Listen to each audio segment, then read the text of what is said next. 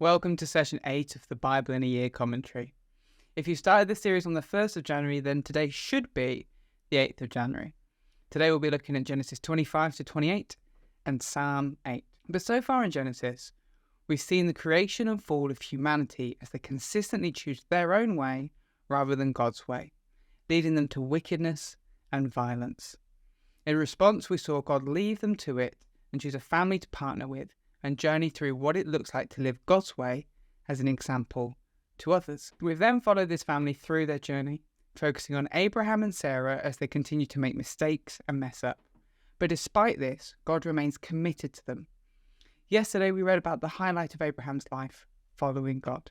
As a test, God asked Abraham to sacrifice his last remaining son Isaac.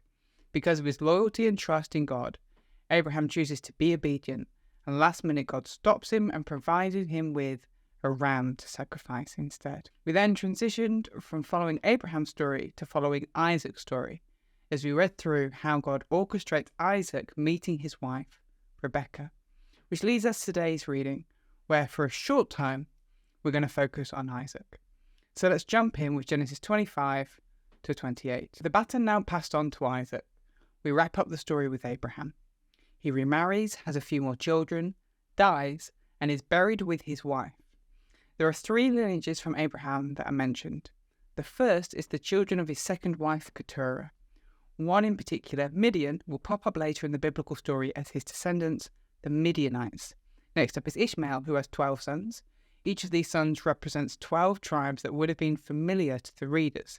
Then finally are the descendants of Isaac. Many of the tribes and nations that descend from the people mentioned here would later be enemies with God's chosen people, the Israelites. The point the author wants to make is that these enemies are actually all part of the same family. They all come from Abraham.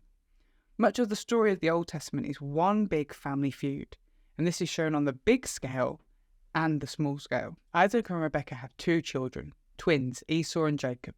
But immediately, Jacob shows himself to be a trickster. He shamelessly abuses his brother's hunger to claim Esau's birthright for himself, and then plans with his mother to steal Esau's blessing as well. Both Jacob and Rebekah play the role of the serpent with their deception. Interestingly, we read in Genesis 25, verses 23, that God has always planned for the older brother to serve the younger brother. So we see that God is in control the entire time. But once again, God's people have taken something he has promised and tried to get it their own way. While Jacob is never challenged for his behaviour, we see going forward that he doesn't have an easy life. Because of his selfishness, Jacob makes life more difficult for himself in the long run. This is a great example of God's sovereignty, the fact that he is in control and will get what he wants. We can choose to partner with him and benefit from that, or we can choose to do our own thing and struggle.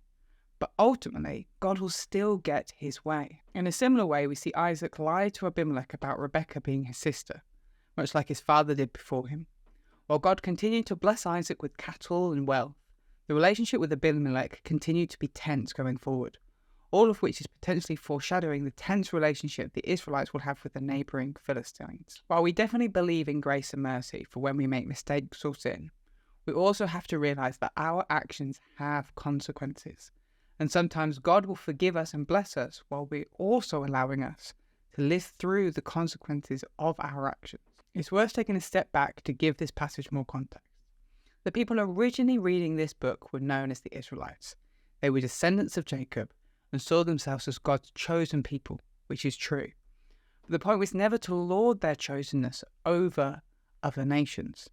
As we've already established, the other nations are all part of Israel's larger family.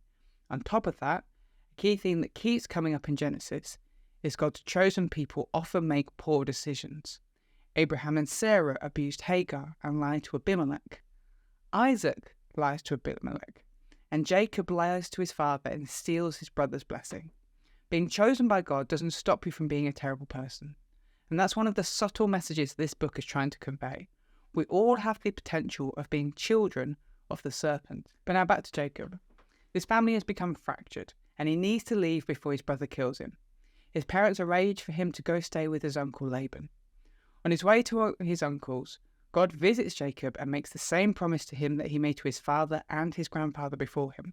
He will have many descendants, and God will restore him to his family home.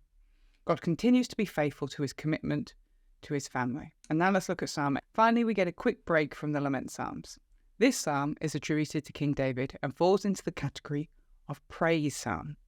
The structure of the psalm is another chiasm where the psalm mirrors itself. Here is a summary of the structure, but I would recommend checking out the written version of this commentary in the description to see the structure properly. But we start off in verse 1 with opening praise. Then in verses 2 and 3, we hear about God's rule. And in verse 4, we hear about man's unworthiness. Then in verse 5, we hear about man's greatness. In verses 6 and 8, we hear about man's rule. And then finally in verse 9, we get closing praise. The psalm opened with God's name, Yahweh, often translated as Lord, all capitals. The psalmist praises God for his name and his greatness. They take a moment to admire God's rule. He takes things that are small and weak, babies, to overcome the strong. It was God that created the heavens and arranged the moons and stars in place. In light of such great splendour then, we suddenly become very small. How is it that the God of the universe could care for us? And then the psalm flips on itself. Because as we've already established, God uses the small things to do great things. While humanity might be a small part of God's creation, he has lifted them up and given them positions of authority. While God is the one that created all things, he has placed them all under his humanity's authority. With his help, humanity is to lead and take care of his creation. Overcome by the weight of this truth, the psalmist can merely end where he began, with praise to God. This psalm reminds us of our role in creation. We have the authority to lead and order, but we also have the responsibility to do it well. But more importantly than that, none of this is because of how great we are. Literally the opposite. It is because we are so insignificant that God chose us and empowered us. All praise, ultimately, belongs to him. Thanks for joining us today. Take a moment to reflect on what you've read and share your thoughts or questions below. If you're watching in the future, then you can click here for the next session, or you can find the full playlist just down here. To receive these daily commentaries in your email inbox, subscribe here or via the link in the description below. Have a great day, and I'll see you tomorrow.